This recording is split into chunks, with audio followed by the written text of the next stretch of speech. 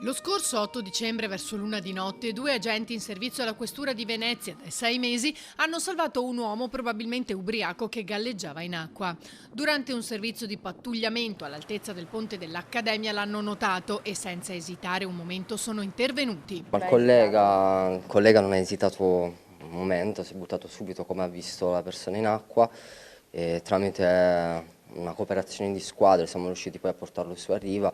Abbiamo cercato siccome non respirava, era privo di sensi, abbiamo fatto in modo tale che buttasse l'acqua che aveva ingerito e poi la persona si è rialzata, se n'è andata senza dirci un grazie, però importante è il gesto che ci siamo portati noi a casa. È importante e mi sono sentito veramente bene a fare questo gesto insieme al mio collega di Trapano e se non c'era lui penso che non ce l'avrei fatta.